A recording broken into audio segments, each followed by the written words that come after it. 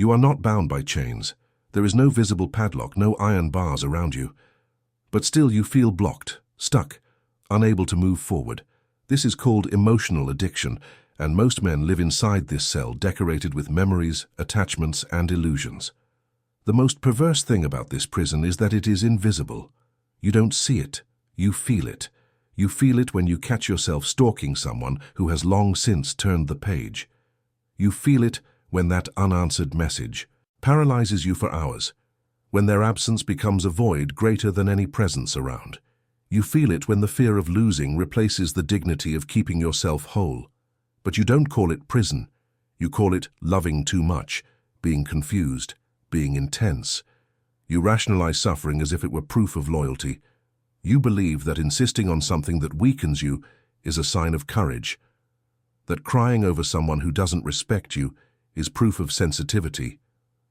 The truth is, hard, but it needs to be said, this is not love. This is addiction. Love builds. Addiction consumes. Love strengthens you. Addiction humiliates you. Love is a choice. Addiction is dependence, and every dependent person is a slave to the object they worship. Modern man has learned to associate emotional depth with submission. He thinks that being intense is surrendering, that being loyal is self-denial, that being romantic is bowing down, and in doing so, he places his own sense of worth in the hands of another person. He puts his own dignity on display, hoping for some kind of acceptance that never comes, and when he realizes it, he has already lost himself in the process. Machiavelli didn't teach this. He didn't talk about love in the corny sense. He talked about power, perception, domination, but most importantly, he taught man to see the invisible games, and every emotional addiction is a game of power, of manipulation, of mind control, and if you don't learn to play, you'll be played. Emotional addiction feeds on your lack of strategy, your impulsiveness, your need for a response, your desperation to be seen, understood, accepted. And every time you react, every time you explain yourself, every time you try to be understood, you dig yourself deeper into your own emotional cell. Most men are not suffering for true love. They are suffering because they have been conditioned to believe that they must suffer to deserve it, suffer to be noticed, suffer to prove their worth, as if martyrdom guarantees redemption. But Machiavelli would say something else. True power does not beg, does not justify, does not bow. He is silent, he observes, he analyzes, and at just the right time, he moves with surgical precision. Not to prove a point, but to keep himself intact. You can break this cycle, but to do so you must first admit the truth. You are addicted. Not to her, not to him, not to anyone. You are addicted to the idea of being needed, addicted to the feeling of validation, addicted to the drama, the tension, the dopamine rush of waiting, of maybes, of who knows maybe someday. That is not love. That is emotional withdrawal from yourself. As long as you keep justifying the cycle, it will continue. As long as you call your cell a castle, you will continue to live in ruins. As long as you romanticize what destroys you, you will never build anything solid. That's why this video isn't just another motivational speech. This is a cut, a surgical cut in the illusion you've been nurturing. A break with the narrative you've always been taught, that a man must insist until he loses himself. He shouldn't. He must understand when he's already given too much, when he's already said too much, when the next step isn't to run after it, it's to stop, breathe, and recover what he lost of himself in the process. Emotional addiction cannot be broken with ready-made phrases or forced blocks. It is broken with mental code, a set of internal keys that break, invisible chains, dismantle dependency and reprogram the brain for a new relationship with itself. A relationship based on clarity, not neediness. On strength, not fragility. Stay until the end, because today you will learn exactly that. The 4 Machiavellian keys that break any emotional addiction, and when applied with coolness, they will give you back what no other person has the right to steal. Your emotional dignity. You don't overcome an emotional addiction with affection. You overcome it with strategy. There's no point in deleting photos, blocking contact, or saying that you'll get over it. As long as your mind is feeding the prison, nothing changes. Because emotional addiction is not about the other person. It's about you, about what you created internally as a response to an absence, a loss, an illusion. The mistake most men make is trying to overcome this cycle with emotional strength. But what breaks this chain is calculation. It's coldness. It's inner control. It's psychological code. And that's exactly what you're going to learn now. The 4 Machiavellian keys that break, once and for all, any emotional addiction. The first key is brutal. Identify the hidden benefit of your pain. Yes, as strange as it may seem, you are gaining something by staying in this pain. Maybe you feel more important because you still care. Maybe you use this pain as an excuse to avoid facing reality. Maybe you like the idea of being seen as someone who feels too much. But the truth is one thing. You have become accustomed to reaping little emotional coins from this pain. And as long as this continues, you will not break through. It is like someone who cries over a wound but refuses to close the wound because they like the attention they receive. The first step is to be brutally honest with yourself. What is this pain giving you? What are you gaining from this imprisonment? And when you see how much you are paying dearly for crumbs, you will understand the Machiavellian phrase, the mind only frees itself when it realizes that it is paying dearly for crumbs. The second key, replace emotion with strategy. Most men get caught up in this cycle because they are always reacting. The message arrives and he responds. The absence weighs on him and he runs after it. Doubt appears and he tries to explain himself. This is emotional slavery. You need to train your response. Create an internal protocol. Instead of acting on impulse, you remain silent. Observe. Wait. Reprogram your automatic response. A strategic man does not despair for attention. He knows that each response given in the heat of the moment is a valuable currency that is lost. So, when that person shows up with a hidden high after weeks, you do not respond quickly. You do not show thirst. You do not need to explain yourself. Because the man who explains himself too much has already lost respect. As Machiavelli would say, the man who reacts reveals weakness. The man who plans commands respect. The third key is as practical as it is hard. Change the environment that feeds the addiction. No one overcomes an addiction by living inside the temple that sustains it. Your current environment is full of emotional triggers that keep the cycle alive.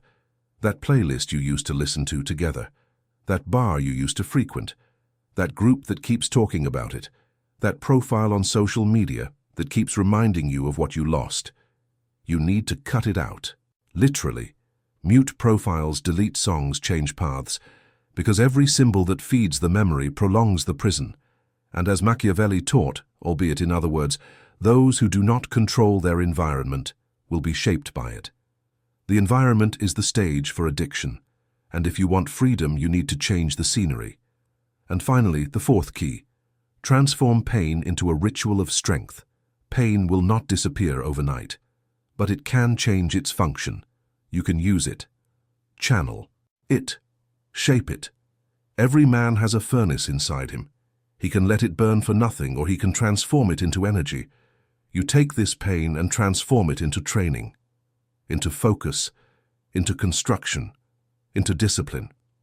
You take the time when you used to spend thinking about that person and transform it into a ritual of reading, of learning, of execution. You replace remembrance with presence, emptiness with production, absence with strength. Pain that is not directed spreads, but directed pain transforms into power. As Machiavelli would say, the man who shapes pain shapes destiny. The difference between the weak and the strong is not who feels it or not. It is what one does with what one feels. These are the 4 keys. They are not cheap motivation. They are mental tools, real psychological codes, applicable, cold, but liberating. Emotional addiction will try to convince you that it needs time, that it will pass on its own. A lie. Addiction is fed in silence, and it can only be broken with firm decision and lucid presence. You were not made to crawl after someone who does not respect you. You were made to build an internal empire that does not bow down to any absence. You can apply all the keys. You can cut off contact, erase memories, transform pain into strength. But there is a silent, subtle trap, disguised as humanity, and it drags many men back into the emotional hole they almost climbed out of. That trap is the need to be understood. She seems noble. She seems sensitive. She seems deep. But she is one of the biggest saboteurs of your emotional reconstruction, because deep down, the man who wants to be understood still wants validation. He still wants the other to see his pain and say, "You were right." He still wants recognition. And this need is the last chain to be broken, the hardest, the most treacherous. You've probably experienced this before. After breaking up, after moving away, you start to feel better. But then you get the urge to send a text explaining everything. A rant. An attempt to show that you weren't the bad guy, that you suffered too, that you just wanted love, that you did your best. Deep down, what you want is to be understood. You want the other person to recognize your pain, your intention, your dedication. But here's the truth. You don't need to be understood. You need to be free. As long as you are trying to convince someone that you deserve respect, you are still putting yourself down. You are still negotiating your dignity. And dignity is not negotiable. It is imposed through silence, through absence, through reconstruction, through a strong presence that does not need to be explained. You think you're seeking peace with this outburst, but you're just reopening the wound. You're saying between the lines, "Look, I still need your validation to believe that I'm worth something." And that's dangerous, because it gives the power back to the other person. You're handing over once again your center of value into the hands of someone who didn't know how to take care of it before. Machiavelli never cared about being understood. He knew that the search for understanding is often a disguised form of submission. True power does not need to be explained. It is perceived or ignored by those who cannot see it. It's like throwing pearls before swine. You give your most valuable possessions to someone who doesn't have the structure to understand them, and in the end, you still feel like it wasn't enough, that you should have said more, explained better, shown more evidence. But the truth is that the more you explain, the more empty you become. The man who tries too hard to be understood loses himself. He adjusts his words, his tone, his posture to fit the understanding of others. He becomes a diluted version, less intense, less firm, less himself, all to be accepted by someone who does not even have the structure to understand the depth of what he feels. You were not made to explain yourself all the time. You were made to live in alignment with your truth, and this truth will often be uncomfortable. It will seem like arrogance. It will be misinterpreted, but it must still be maintained, because real peace does not come from accepting others. It comes from being whole with yourself. There is an emotional trap that holds thousands of men back. They want that woman, that group, that friend to understand why they made their decision. They want recognition, but the recognition that truly frees you never comes from outside.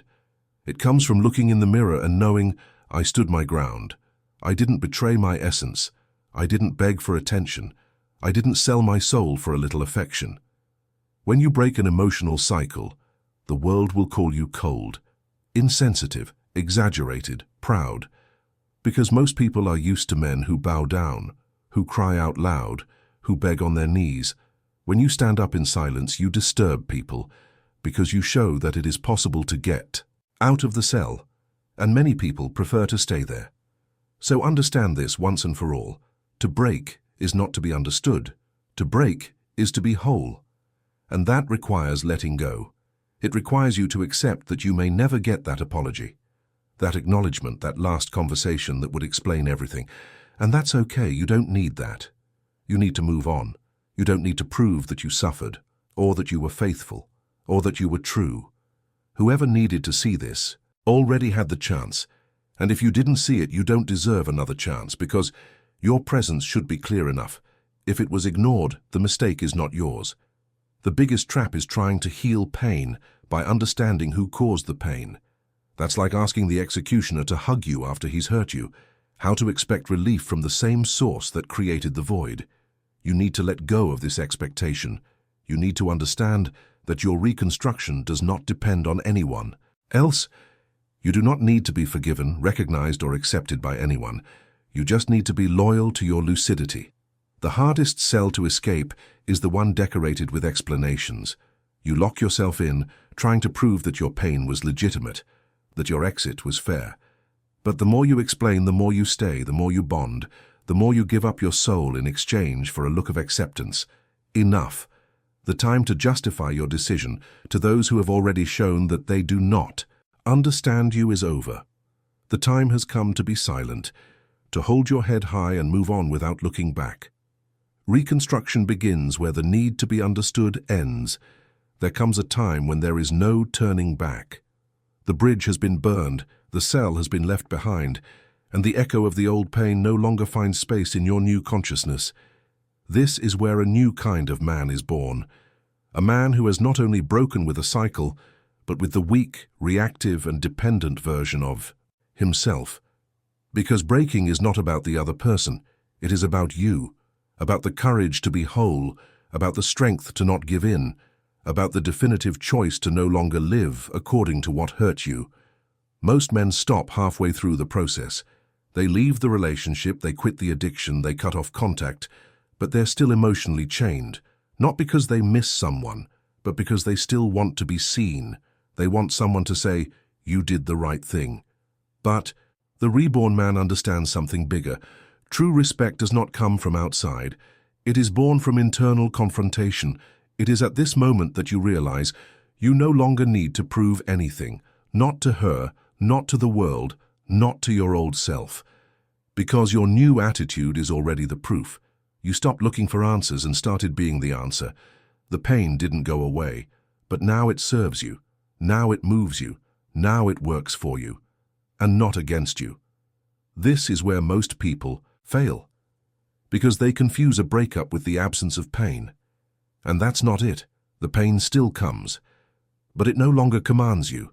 It reminds you. It strengthens you. It has become fuel.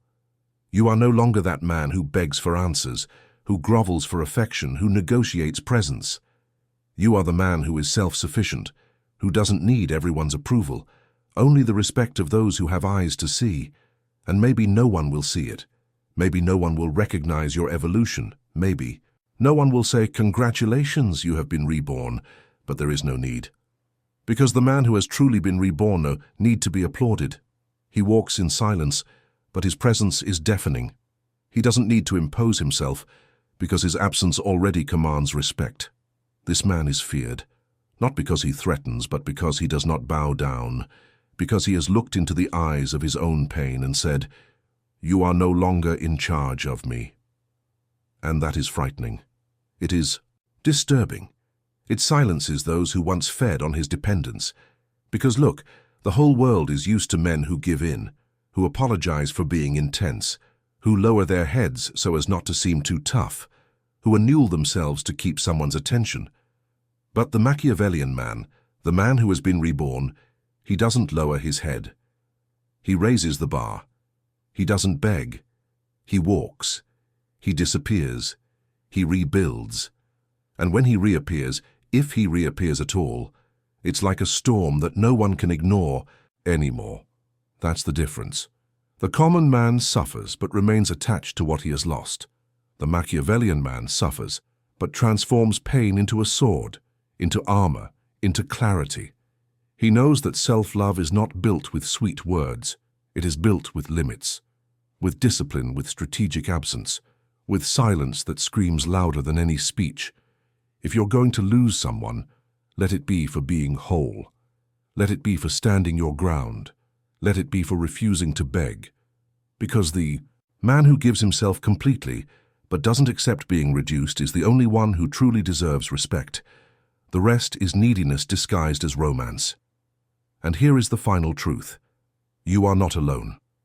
It may feel like it. It may hurt. It may feel empty.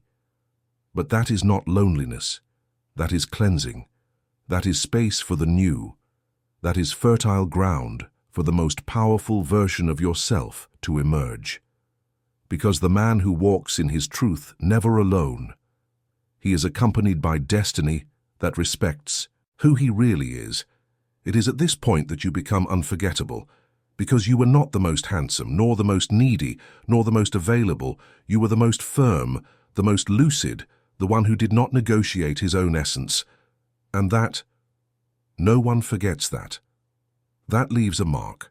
That commands respect. And now, a call. Because if you've come this far, it's because something inside you has already broken. You've already understood. You've already chosen to no longer live on emotional leftovers. And this man you're becoming, he no longer needs permission to be who he is. He just needs clarity, discipline, and other men by his side who are also awakening. So share this message. Show it to that friend who is still trapped in a cell disguised as a relationship. To that brother who still confuses suffering with love. To that man who just needs a truth told with courage to finally wake up.